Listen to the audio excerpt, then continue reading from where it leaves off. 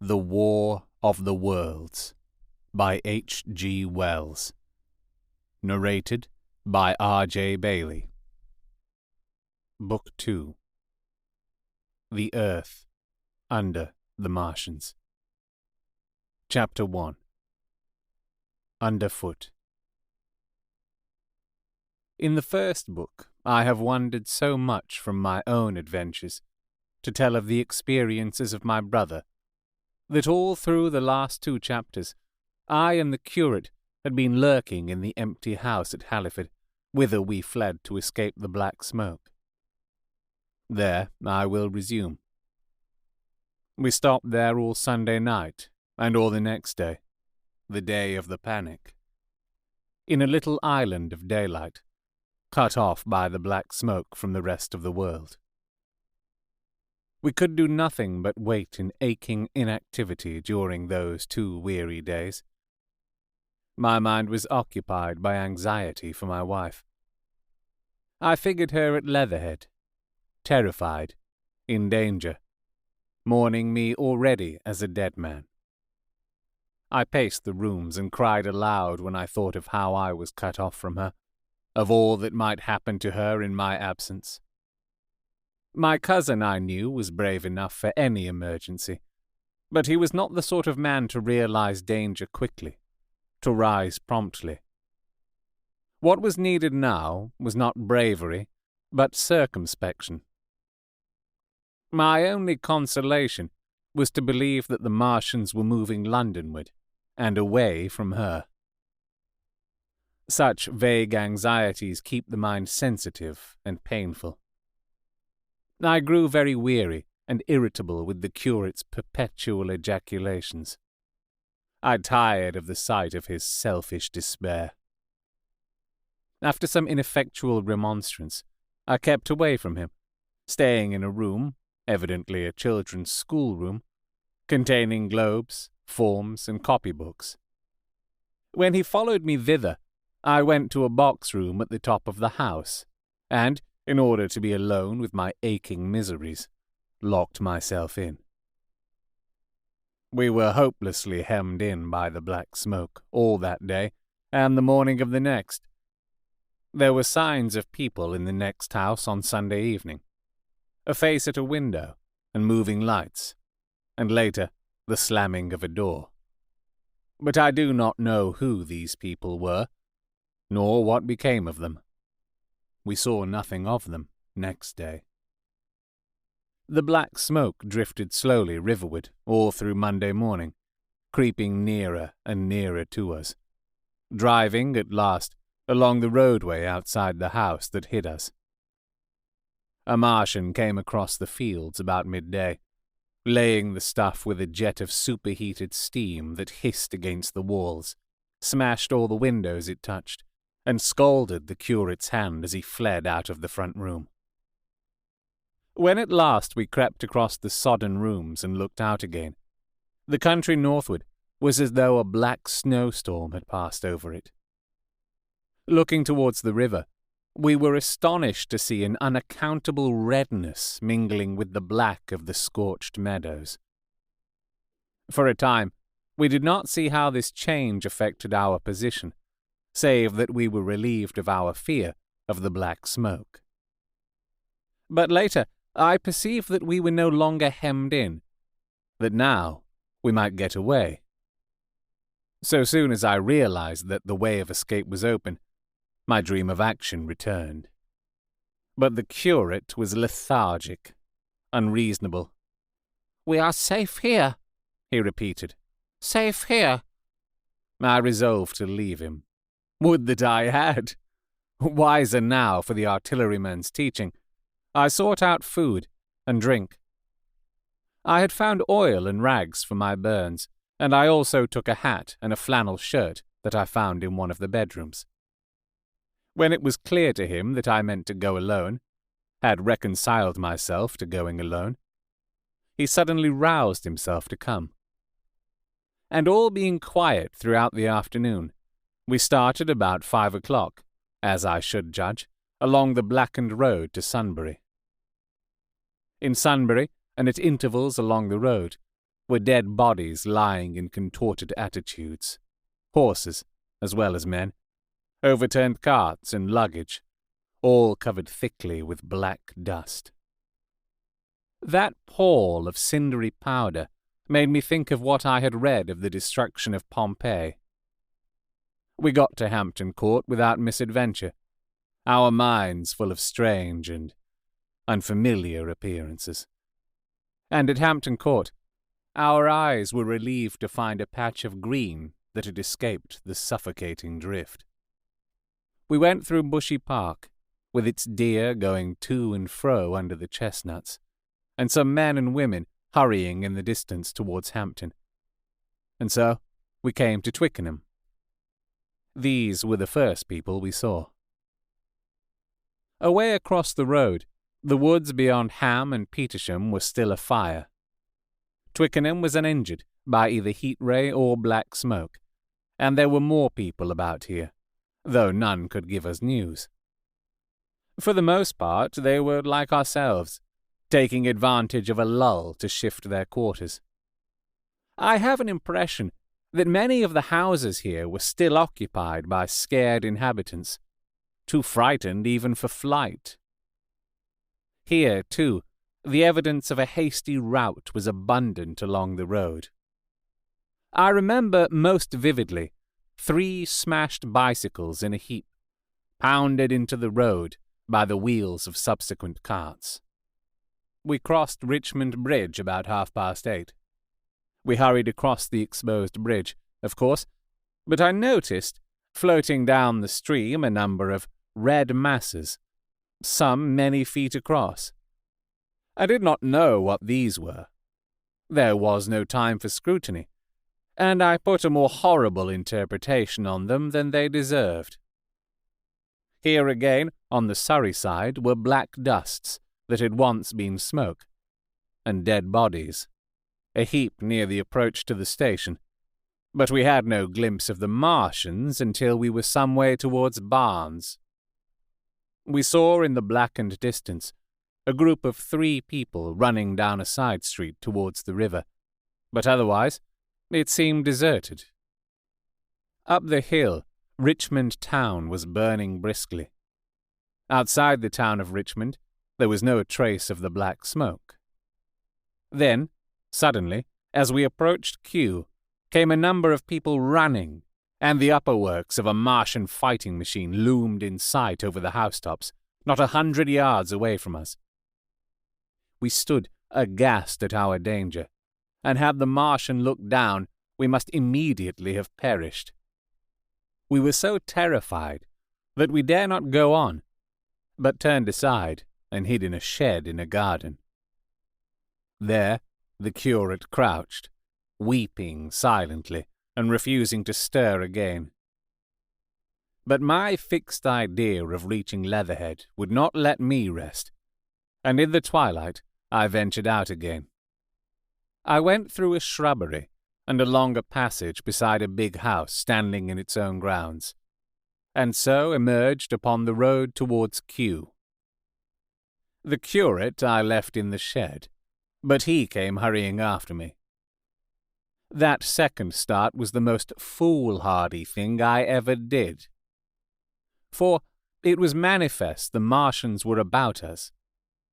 No sooner had the curate overtaken me than we saw either the fighting machine we had seen before, or another far away across the meadows in the direction of Kew Lodge. 4 or 5 little black figures hurried before it across the green-grey of the field, and in a moment it was evident this Martian pursued them. In 3 strides he was among them, and they ran, radiating from his feet in all directions. He used no heat ray to destroy them, but picked them up, one by one. Apparently, he tossed them into the great metallic carrier which projected behind him, much as a workman's basket hangs over his shoulder. It was the first time I realized that the Martians might have any other purpose than destruction with defeated humanity. We stood, for a moment, petrified, then turned and fled through a gate behind us into a walled garden, fell into rather than found, a fortunate ditch, and lay there, scarce daring to whisper to each other until the stars were out. I suppose it was nearly 11 o'clock before we gathered courage to start again, no longer venturing into the road, but sneaking along hedgerows and through plantations, and watching keenly through the darkness, he on the right and I on the left, for the Martians, who seemed to be all about us. In one place we blundered upon a scorched and blackened area, now cooling and ashen, and a number of scattered dead bodies of men, burned horribly about the heads and trunks, but with their legs and boots mostly intact, and of dead horses, 50 feet, perhaps, behind a line of 4 ripped guns and smashed gun carriages. Sheen, it seemed, had escaped destruction, but the place was silent and deserted. Here we happened on no dead, though the night was too dark for us to see into the side roads of the place. In Sheen, my companion suddenly complained of faintness and thirst, and we decided to try one of the houses. The first house we entered, after a little difficulty with the window, was a small, semi-detached villa, and I found nothing eatable left in the place but some mouldy cheese. There was, however, water to drink, and I took a hatchet, which promised to be useful in our next house-breaking. We then crossed to a place where the road turns towards Mortlake.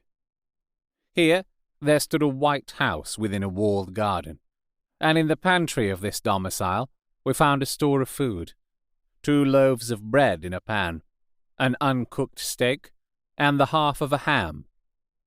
I give this catalogue so precisely because, as it happened, we were destined to subsist upon this store for the next fortnight. Bottled beer stood under a shelf, and there were 2 bags of haricot beans and some limp lettuces. This pantry opened into a kind of wash-up kitchen, and in this was firewood. There was also a cupboard, in which we found nearly a dozen of burgundy, tinned soups and salmon, and 2 tins of biscuits. We sat in the adjacent kitchen in the dark, for we dared not strike a light, and ate bread and ham, and drank beer out of the same bottle. The curate, who was still timorous and restless, was now, oddly enough, for pushing on, and I was urging him to keep up his strength by eating, when the thing happened that was to imprison us. "It can't be midnight yet," I said. And then came a blinding glare of vivid green light.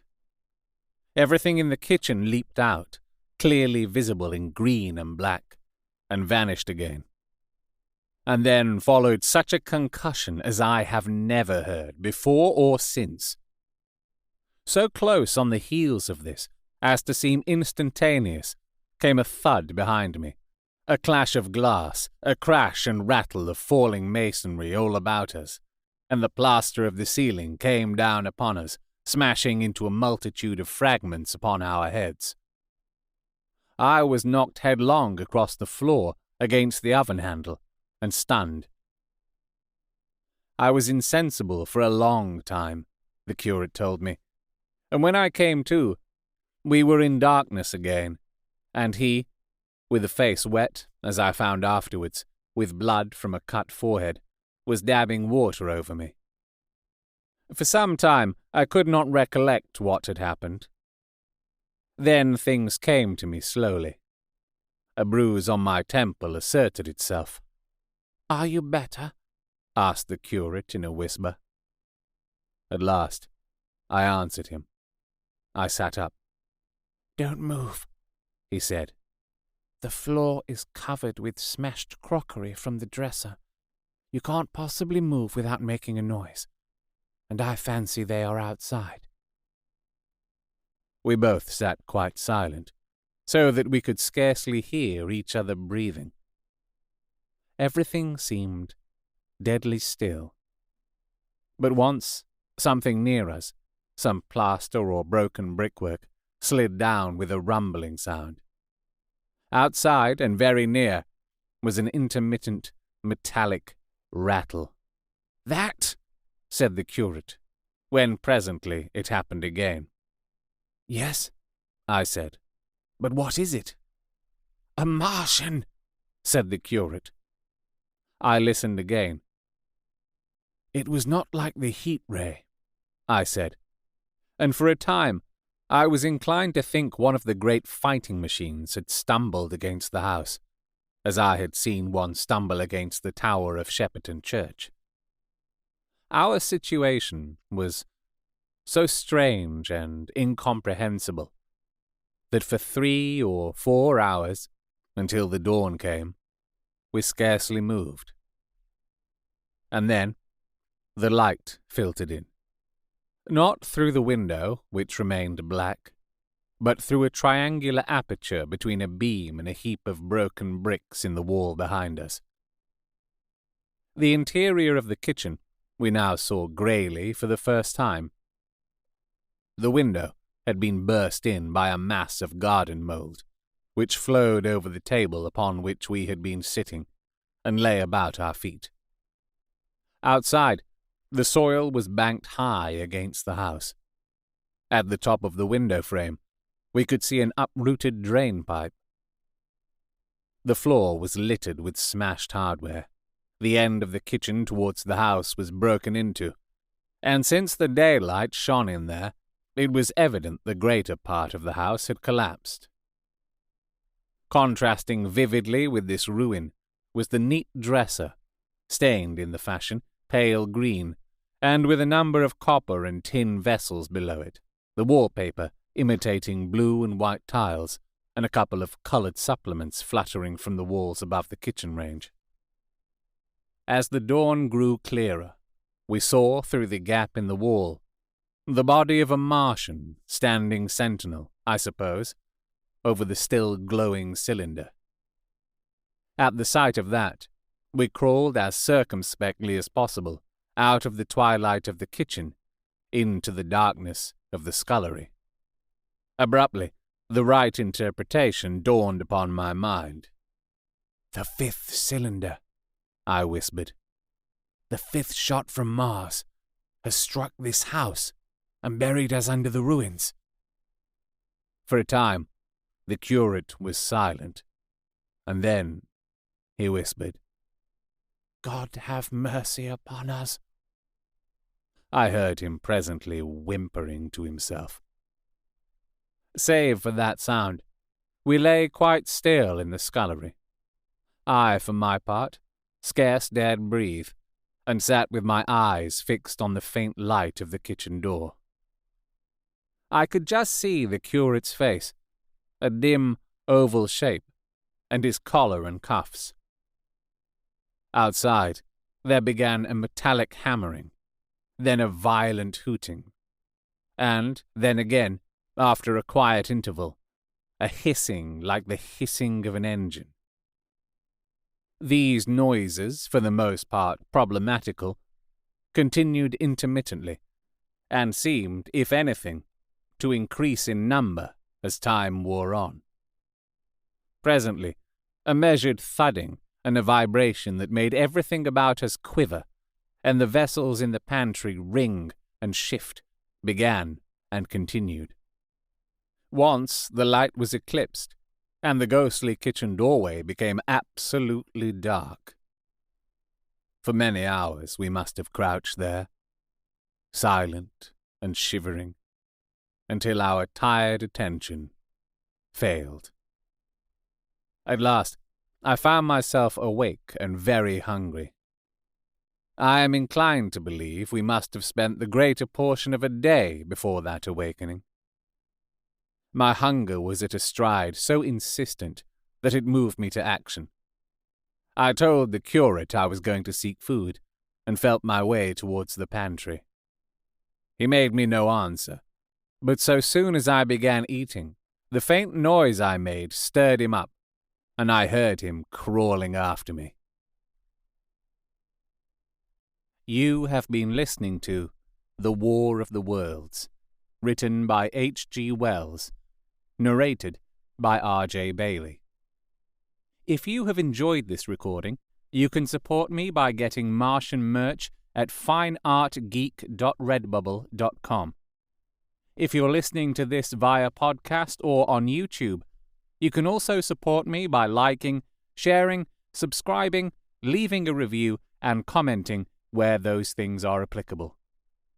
You can talk to me on Twitter at rjbailey and at facebook.com/RJ Voice Artist. If you would like me to narrate your book, you can contact me at those places or visit rjbailey.com. The War of the Worlds is a public domain book. However, this recording of it is copyright to me, RJ Bailey, 2021. I hope you'll subscribe and hit the notification button for the next chapter.